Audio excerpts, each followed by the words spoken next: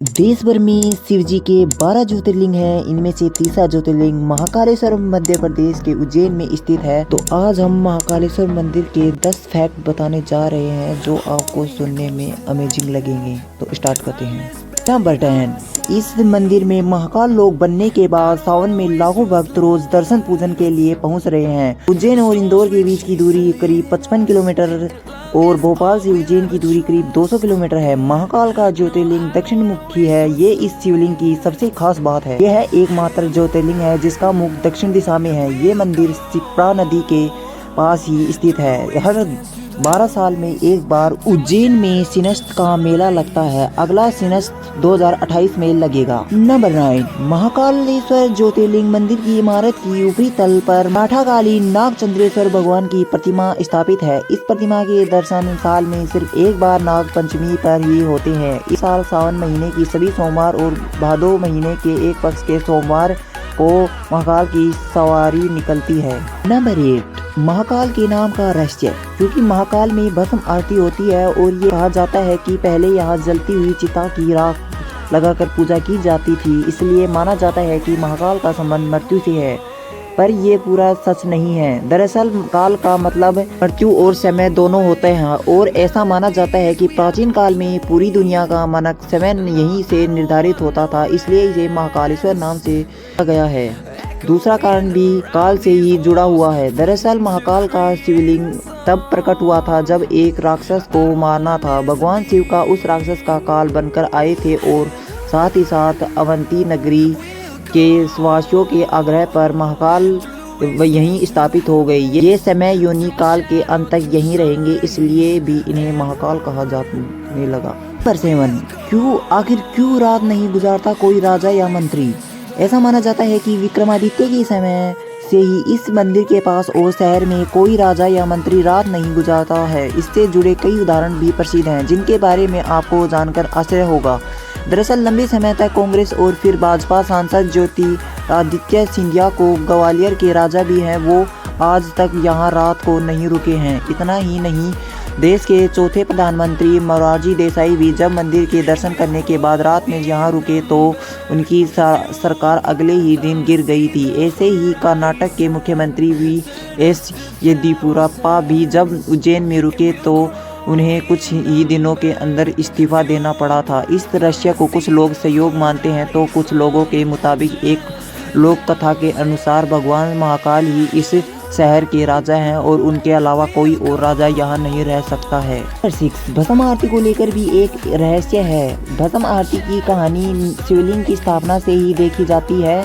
दरअसल प्राचीन काल में राजा चंद्रसेन शिव के बहुत बड़े उपासक माने जाते थे। एक दिन राजा के मुख से मंत्रों का जाप सुनकर किसान का बेटा भी उनके साथ पूजा करने गया, लेकिन सिपाहियों ने उसे दूर भेज दिया।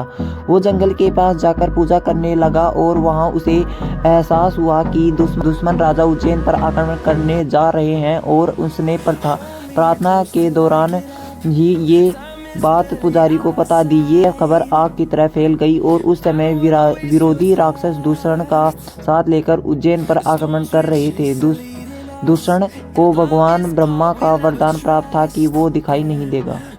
उस वक्त पूरी प्रजा ही भगवान शिव की आराधना में व्यस्त हो गई और अपने भक्तों की ऐसी पुकार सुनकर महाकाल प्रकट हुए। महाकाल ने दूषण का वध किया और उसकी राख से ही अपना संहार किया। उसके बाद वो यहीं विराजमान हो गए। तब से भस्म आरती का विधान बन गया। ये दिन की सबसे पहली आरती होती है।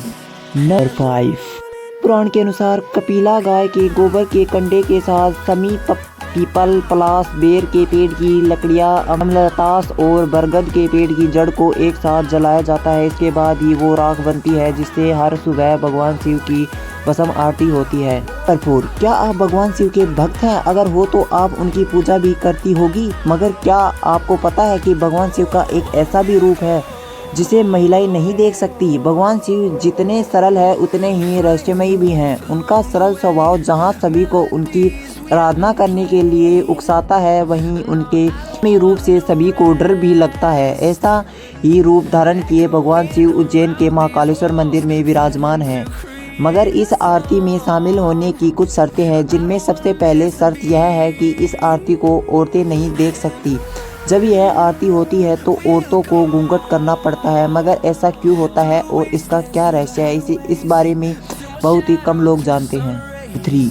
उज्जैन में भगवान शिव के इस मंदिर के पीछे एक कथा है, जिसके अनुसार एक दूषण नाम के असुर ने पूरे उज्जैन में आतंक मचा रखा था। भगवान शिव को जब इस बारे में पता चला तो उन्होंने उस असुर को मार दिया। असुर से छुटकारा पाने के बाद गांव वालों ने भगवान शिव से उसी गांव में रहने का किया। गांव वालों का इतना प्यार देख भगवान शिव वहां ज्योतिर्लिंग के रूप में बस गए, क्योंकि भगवान शिव ने असुर दूषण को भस्म किया था और उसकी राख से अपना संहार किया था। इसलिए इस मंदिर का नाम तब से महाकालेश्वर रख दिया गया।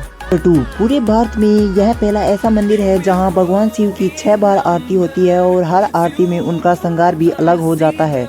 जहां दिन की सबसे पहली आरती भस्म आरती होती है, वहीं दूसरी आरती में भगवान शिव घटाटोप स्वरूप दिया जाता है। तीसरी आरती में शिवलिंग को हनुमान जी का रूप दिया जाता है। चौथी आरती में भगवान शिव का शेषनाग अवतार देखने को मिलता है। 5वीं में शिव भगवान को दूल्हे का रूप दिया जाता है और छठी आरती दिन की आखिरी आरती होती है। इसमें शिव भगवान अपने खुद के स्वरूप में दिखाई देते हैं।